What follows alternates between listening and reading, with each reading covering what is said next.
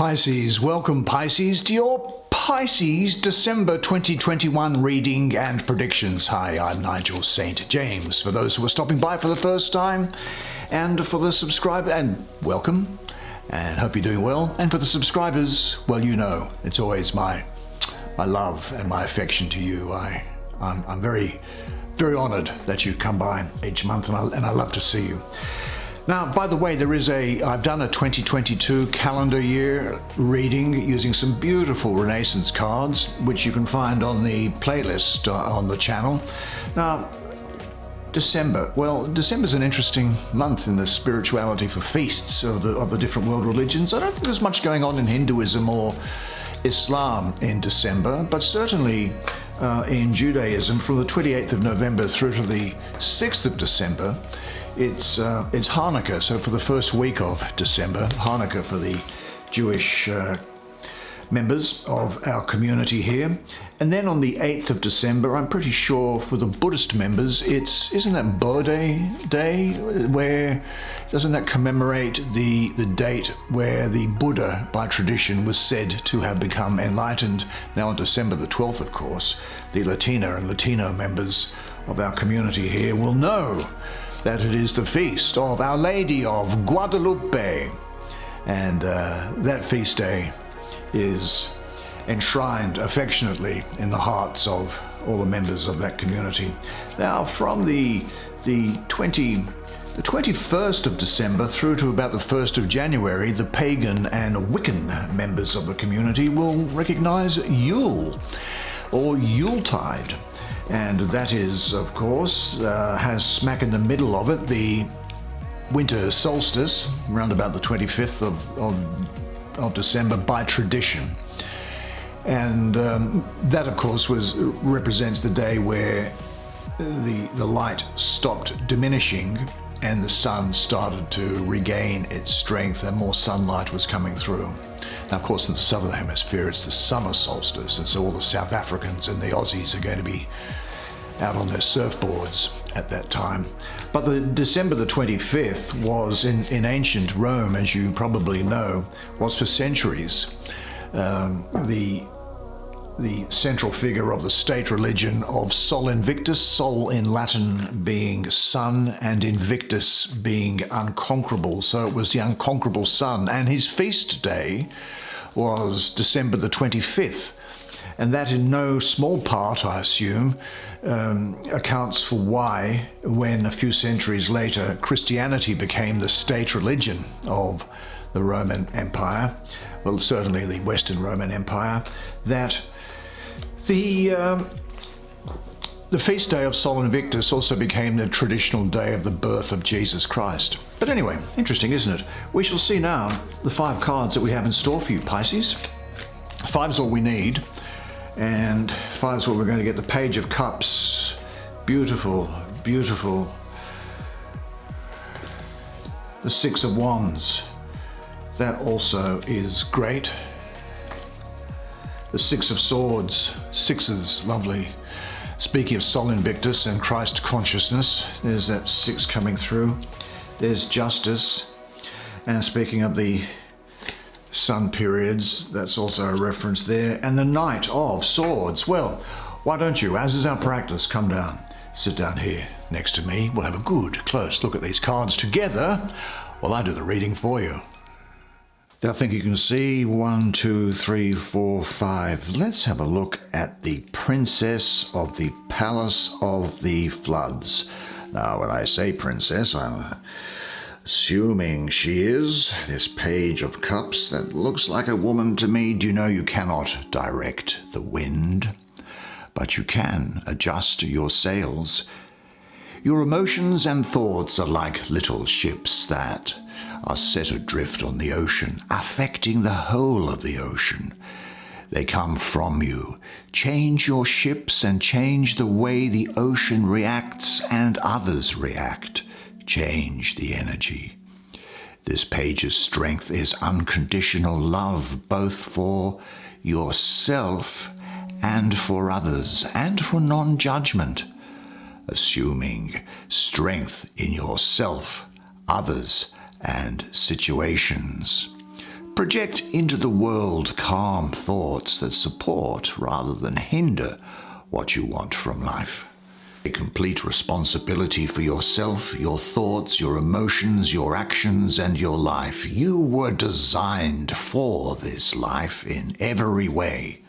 Do you know, I think that the signs, either sun or ascendant of Scorpio, Sagittarius, and Libra are going to be important to you. This refers to, and of course, court cards can be of either gender, as you've heard me say before. Now, but I'm referring to this as a young woman who is very gracious, voluptuous, sweet, gentle, kind, and romantic. There's an emotional freedom here with you at this time. Jealousy has been conquered, and there is trust in yourself. She represents the power of water to give substance to idea, to support life, and to form the basis of chemical combinations. She therefore is the person who in your life makes sure that what you want to have occur is capable of occurring. Now, superficially, she might be thought to be selfish and lazy, but this is a false impression because she goes about her work silently and effortlessly. Now, there is a point here that it's possible that you might be a bit of a dreamer during this period, and I don't mean that in a bad way, but just to make sure that you do stay engaged with the practicalities of life. In a sense, I think this is saying that you could well be living in a world of romance. Trust your feelings, though, and your perceptions, because you are on the right path. Is there anything else which prevents you from being fully free? You now have the opportunity to let go of it as well. Now imagine that you are surrounded by water and are dancing the dance of salvation and freedom with light flowing movements. And say to yourself, the more I love myself, the more I can share with others, because you have to understand, you must love yourself in order that you can properly love somebody else, and in order that you can receive and assess the value of love that is being offered to you. Well, I'm inclined to go here now, and let's see what this has to say for you. Oh, this is an interesting painting, isn't it? This is the 6 of Wands 6. There's a great degree of, I have a mystical association with the sun here in the number 6, and also with Christ consciousness. So I expect, irrespective of your traditional faith, that you have the protection of the divine during this period. And what a good period it is for you to have that protection, isn't it? Well, I think that this is the Archangel Michael. Now, Michael's name means who is like God. He is a warrior that commands the armies of God, metaphorically. His fire and life force interact with things and with force, with vengeance and righteousness. His weapon here, the flaming spear, burning a trail through the dark forest, making a way forward. The dragon he destroys is darkness. He destroys it with direct force and illumination by going straight through it like a penetrating army. Now, in this painting, I think Michael's wings resemble dark mountain peaks, and there are legions of angels flying in the sky. Can you see them? Michael comes down to earth, to the pits of hell, and slays demons and dragons. This card is to slay your dragons. The dragons are whatever opposes you or your situation. Spiritually, the dragons are darkness and ignorance within yourself. You illuminate this darkness with fire. This is also a marriage of these seemingly opposite elements, the angel and the dragon or demon, a being from heaven and a being from hell, but both are part of you.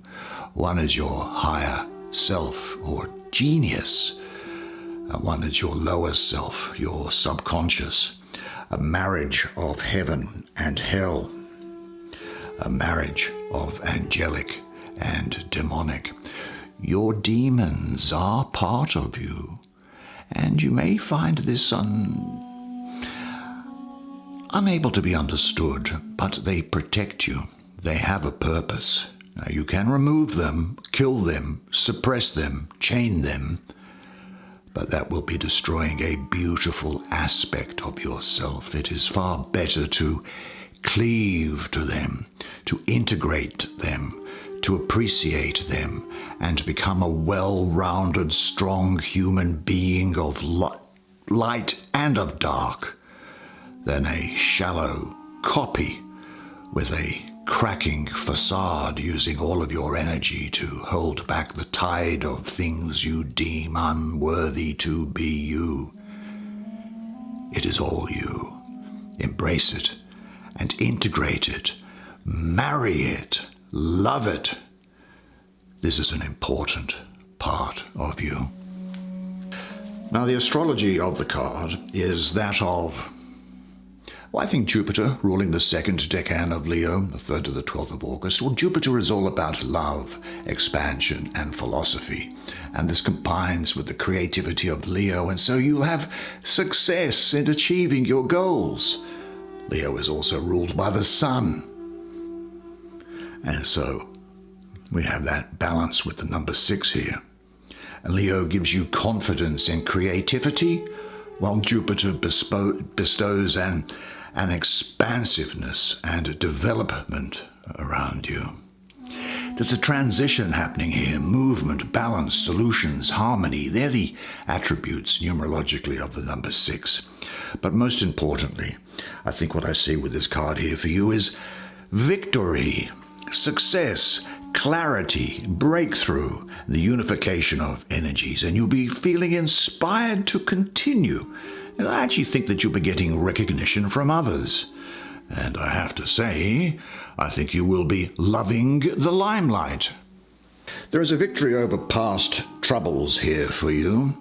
Although you remember them, you've defeated them and you become stronger. All is well, and you've worked hard to get where you are, and now is a time for you to have that high self-confidence that Leo brings you, to go forward and set new goals and improve your learning and understanding, which is the Jupiter aspect. So do what you are planning to do, because the moment promises much success now.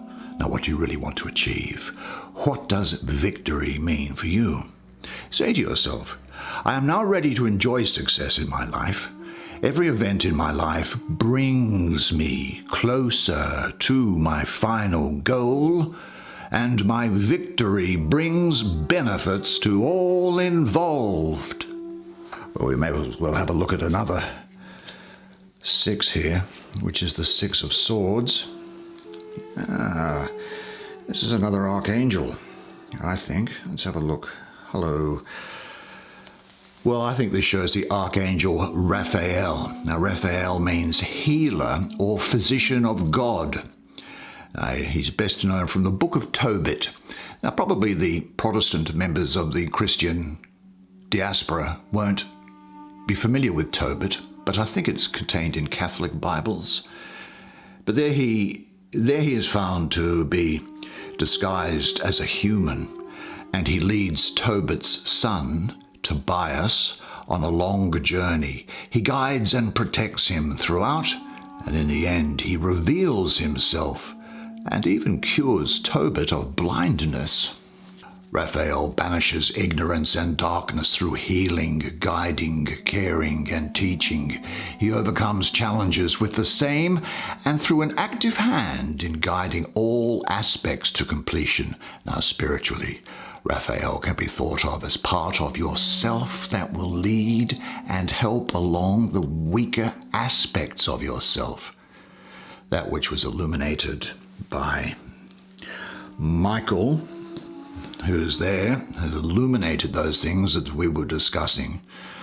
Well, that which was illuminated by him, these children within, this animal self, this id, in psychological terms too, can be helped and led by Raphael carefully and gently. This is Mercury ruling the second decan of Aquarius, that 30th of January to the 9th of February. Well, here we find that the air planet of Mercury is sitting, in the astrology of this card for me, in the fixed sign of air, which is Aquarius. Now, this is actually very fortuitous for you because Mercury happens to be exalted in Aquarius. That highlights the intellectual qualities of this card. Now, Aquarius is an air sign. A lot of people think it's a water sign because it's like Aquarius, like aqua, like water, but it's not. It's an air sign. Aquarius is an air sign, and it's detached and intellectual by nature. And Mercury's ability to analyze brings you a clear perspective going forward. So the astrology here for me suggests that you need a somewhat detached but balanced assessment of a situation to be undertaken. You need to analyze something without bias and without too much emotion to get the best result. Aquarius is also the sign of innovation and originality. So it could also be that you can represent and communicate, because Mercury is very much about communication. You can communicate ideas that are new, even unconventional, in a really orderly and easily understood way. I think what we have here is now a period of intellectual clarity which you've obtained through learning from difficult experiences. And you've grown through some tough times, haven't you? But now you have a handle on life and can make intelligent decisions that will benefit you. There's a greater level of awareness to you now and to your thinking and actions.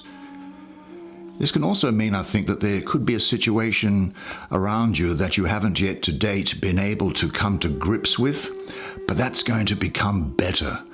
You're going to think out a better approach in dealing with that situation.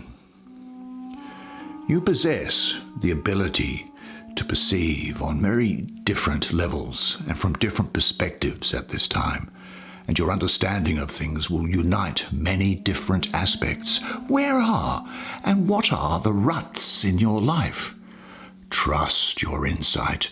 Communicate in a way others will understand, and allow that rose within you to unfold. And say this to yourself, because it's true, the rose of recognition blossoms in my heart. Well, shall we have a look at this card here? This is the Knight of Swords. Now the Knight of Swords, well, the Knight of Swords is the Sun and the Sun. The Sun, S-U-N, and the Sun, S-O-N.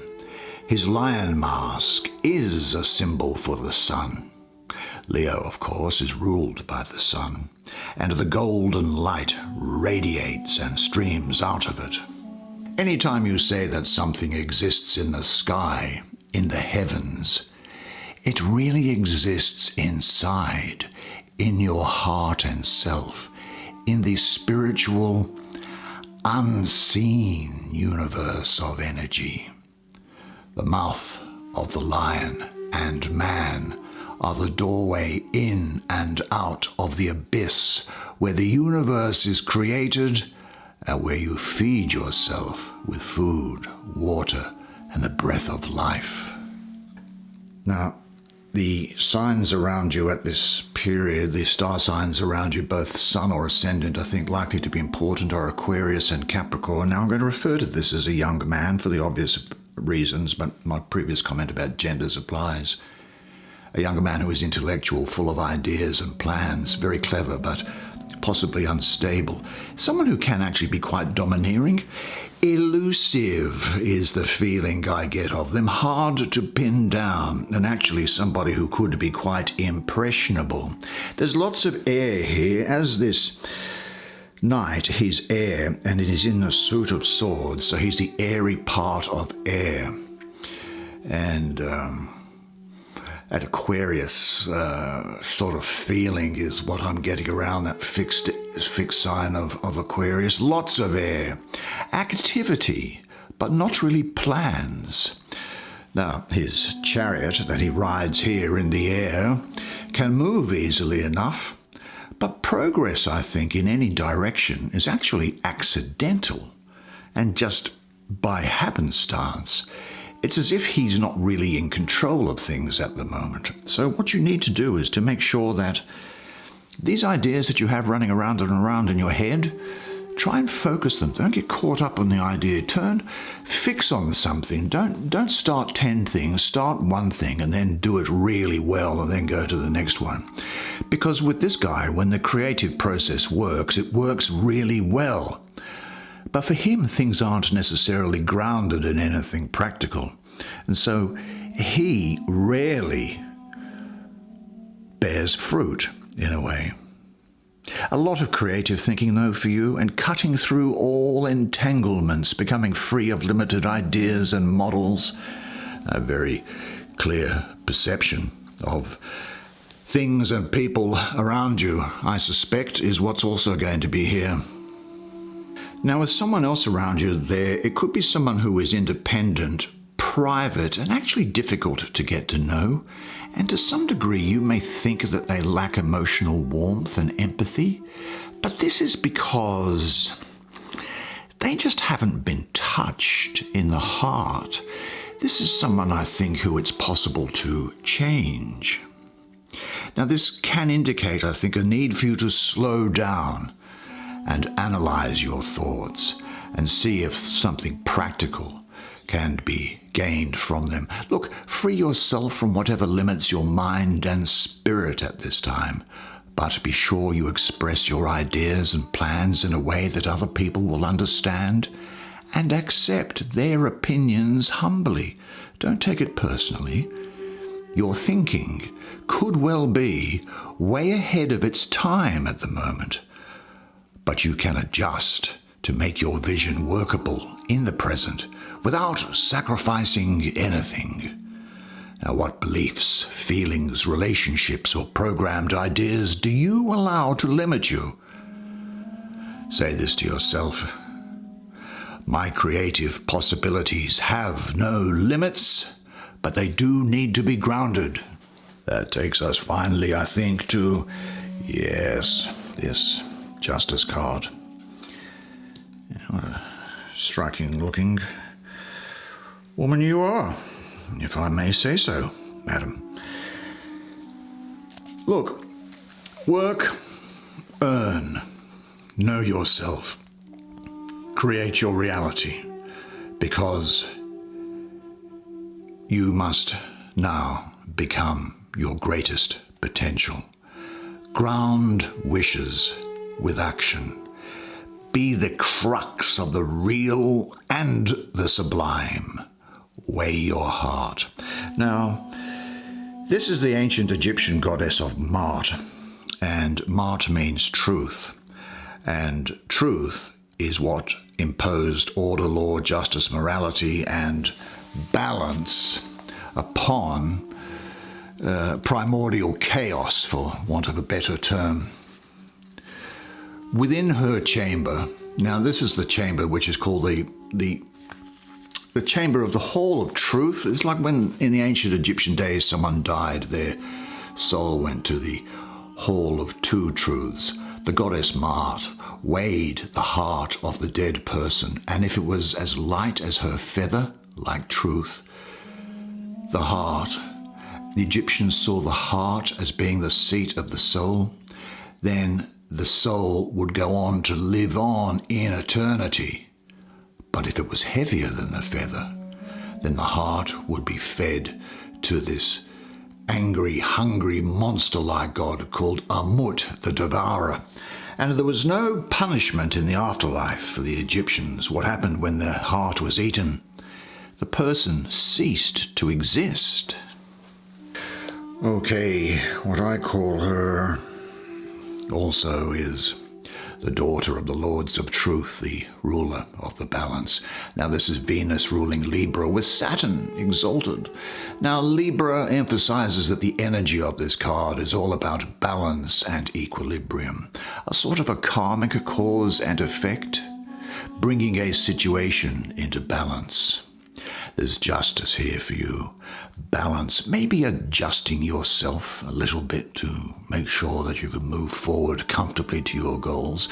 Possibly also a suspension of action pending a decision that you have here.